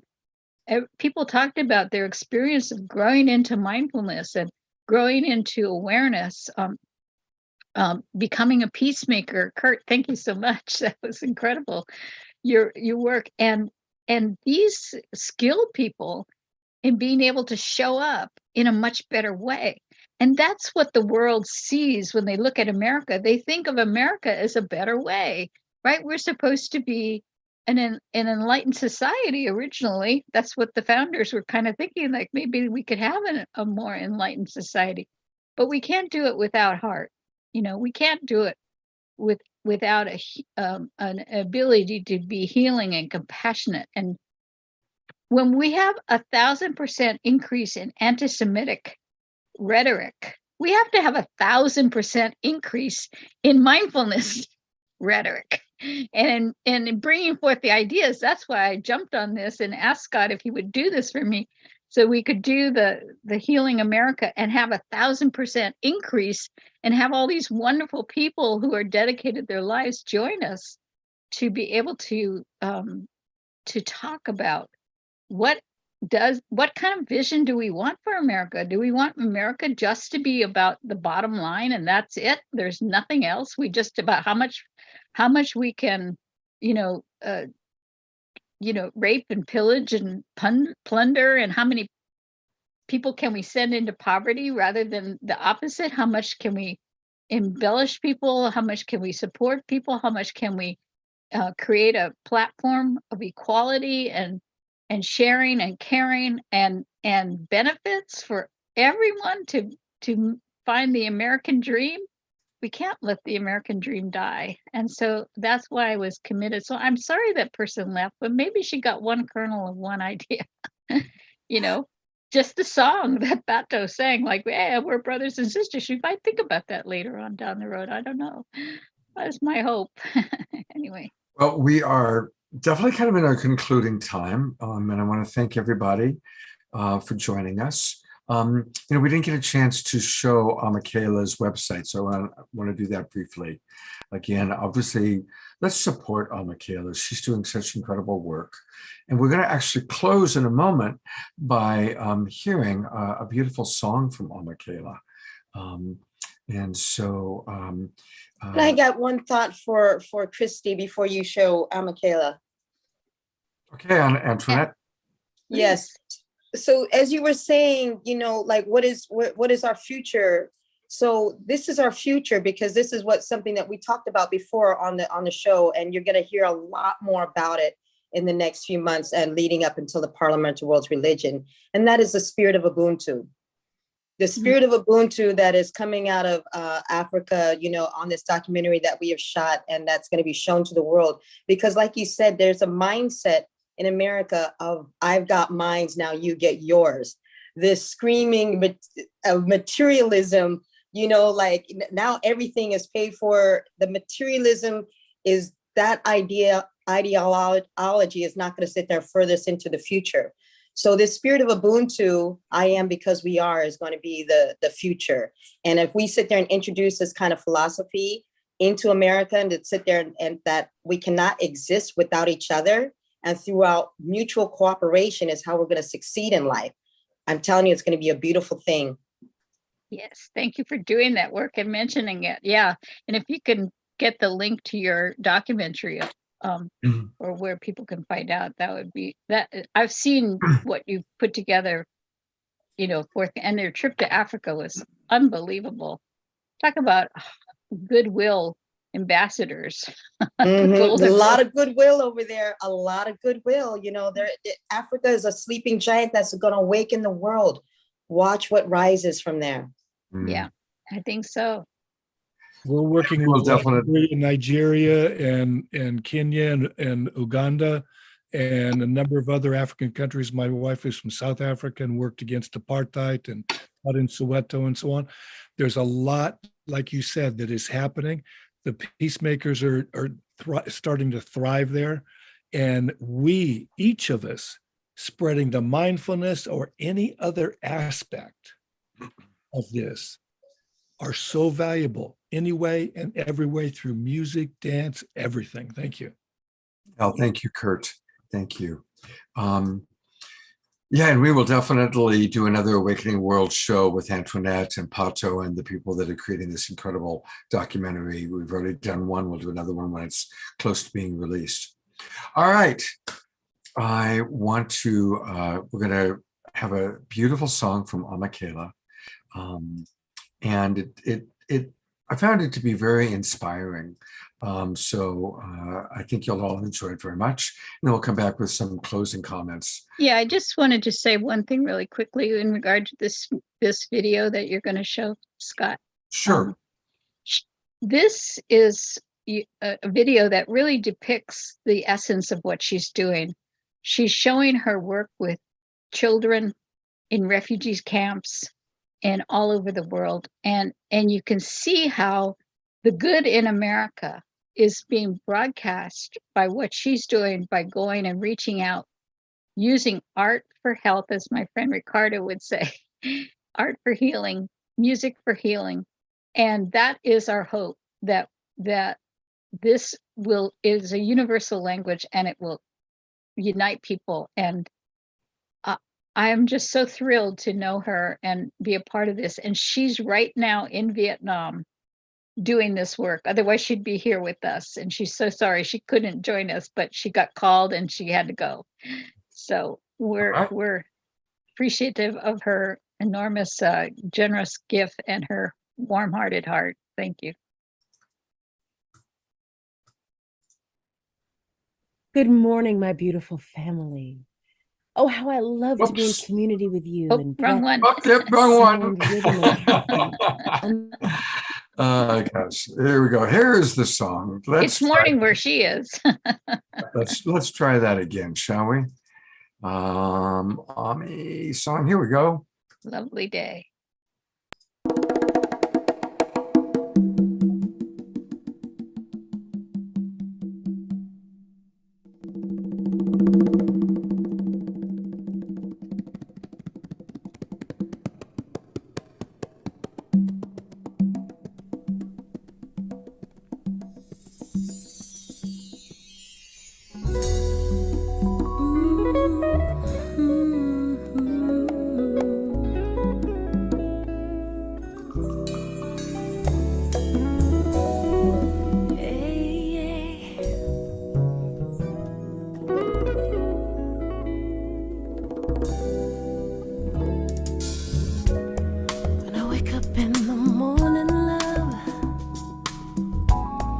Sunlight hurts my eyes, and something with a warning love bears heavy on my mind. Oh, then I look at you, and the world's all right with me. Oh, yeah. Oh, just one look at you, and I know it's gonna be a lovely day.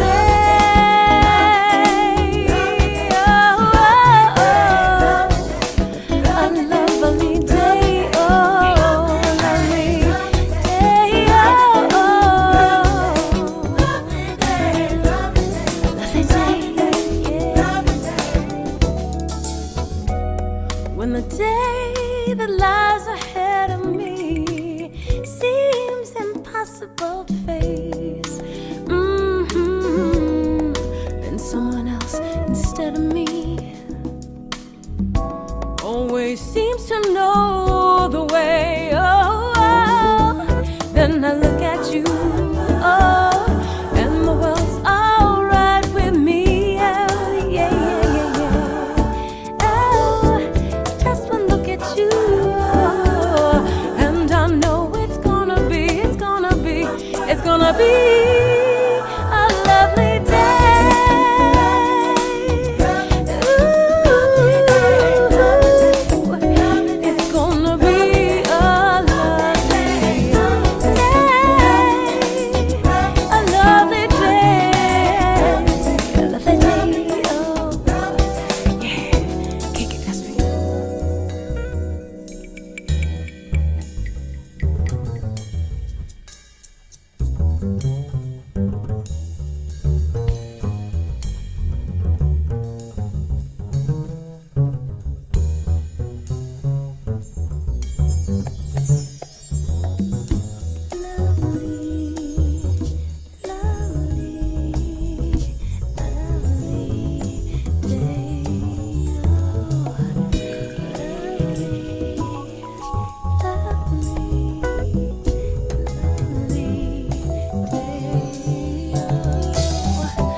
Then I look at you, and the world's all right with me. Oh, yeah, yeah, yeah. Oh, just one look at you, oh, and I know it's gonna be a lovely day. It's gonna be a lovely day. Oh, it's gonna be a lovely day, a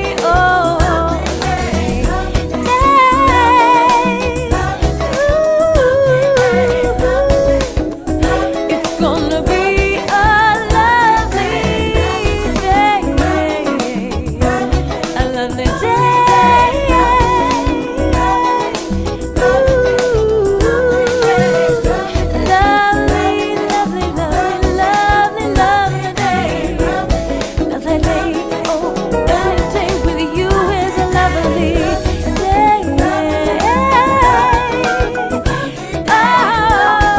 Oh, it's gonna be a lovely, lovely day.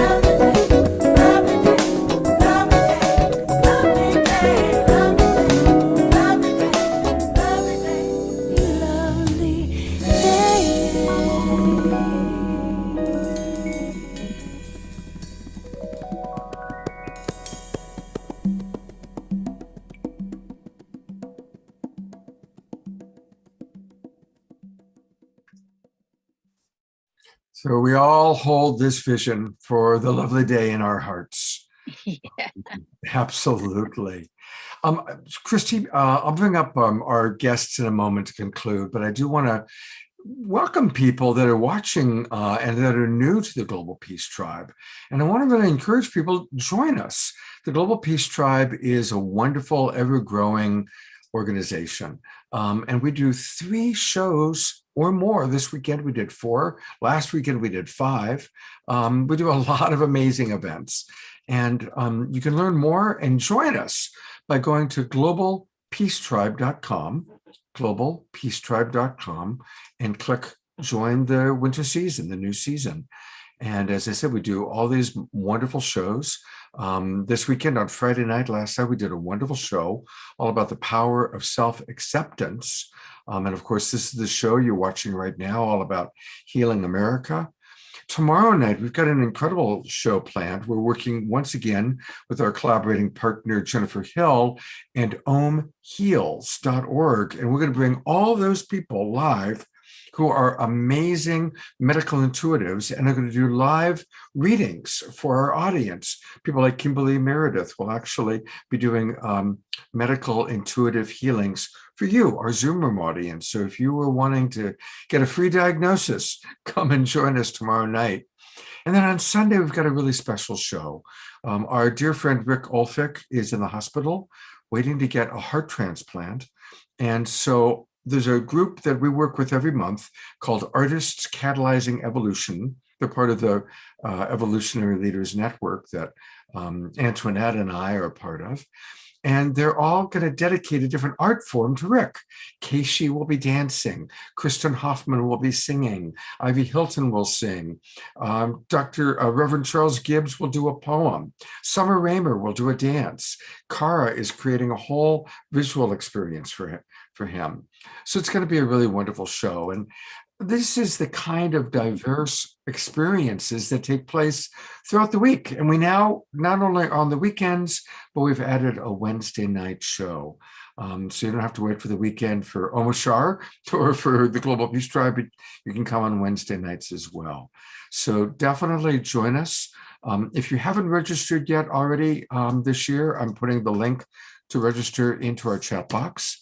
And for those of you watching on Facebook, that's another reason to join, so that you're in our Zoom room and you're able to get all the links and chat with us and even come on camera, like you saw some of our friends coming onto camera today.